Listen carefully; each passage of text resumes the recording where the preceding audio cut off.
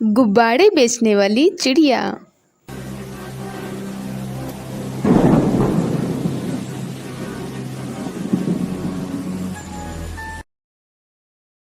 मनाली के जंगल में सुनहरी अपनी माँ टुनटुनी चिड़िया के साथ रहती थी। कई महीने पहले उसके पति कालू की गंभीर बीमारी के कारण मौत हो गई थी।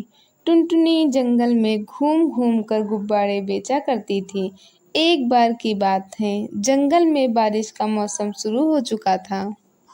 हे भगवान, 2 दिनों से मूसलाधार बारिश हो रही है। घर का राशन भी खत्म हो चला है। अगर आज गुब्बारे बेचने नहीं गई तो सुनहरी को क्या खिलाऊंगी? चाहे कुछ भी हो जाए, मुझे अपनी बिटिया के लिए गुब्बारे बेचने जाना ही होगा। बेटा, मैंने तेरा भोजन बनाकर रख दिया है।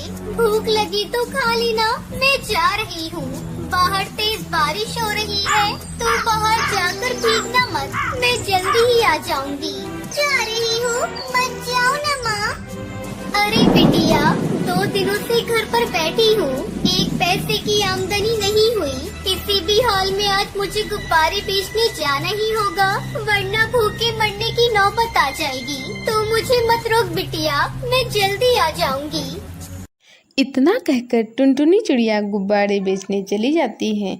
चारों तरफ पानी ही पानी भरा था, ऊपर से बारिश भी हो रही थी। गुब्बारे ले लो, गुब्बारे, रंग बिरंगे गुब्बारे ले लो। सुंदर सुंदर गोल गोल गुब्बारे ले लो। सुंदरी का भी अपनी खिड़की से टुनटुनी को बारिश में भीगते और गुब्बारे बेचते देखती है तो कहती है, अरे ओ टुनटुनी, पगला गई है क्या? इतनी तेज बारिश में गुब्बारे बेच रही हो? कौन खरीदने आएगा तुम्हारे गुब्बारे? क्या करूं? भौजी, मेरी मजबूरी है।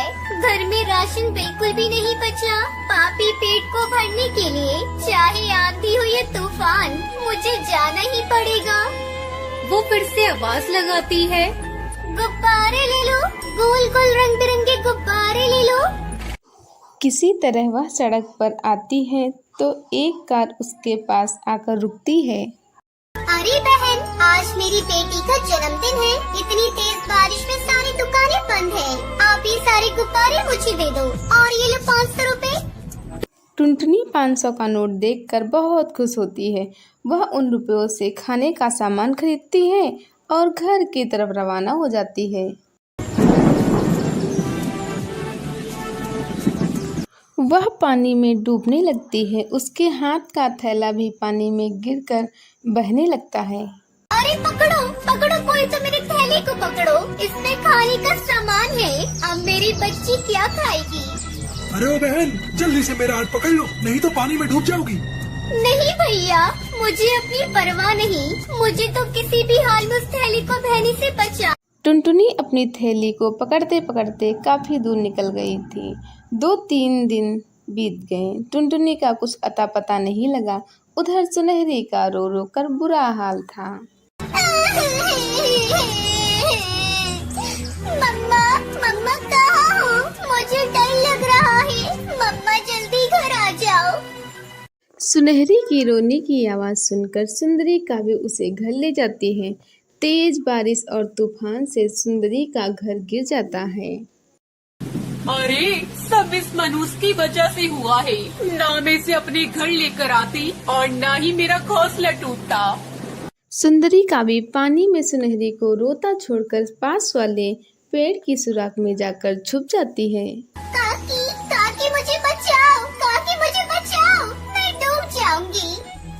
लेकिन सुंदरी सुनहरी को नहीं बचाती। चिल्लाते चिल्लाते सुंदरी बेहोश हो जाती है और जब उसकी आंख खुलती है तो अपने सामने अपनी माँ को पाती है। मम्मा, मम्मा आप मुझे छोड़कर कहाँ चली गई थी? मम्मा, आपको पता है, मैं आपके लिए बहुत रो रही थी।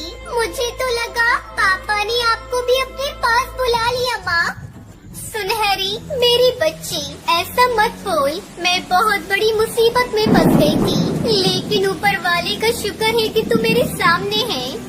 दरअसल बचाव के पक्षी ने पहले टुनटुनी को बचाया, फिर सुनहरी को। बारिश रुकने पर वह वापस अपने घर लौटती हैं और खुशी खुशी रहने लगती हैं।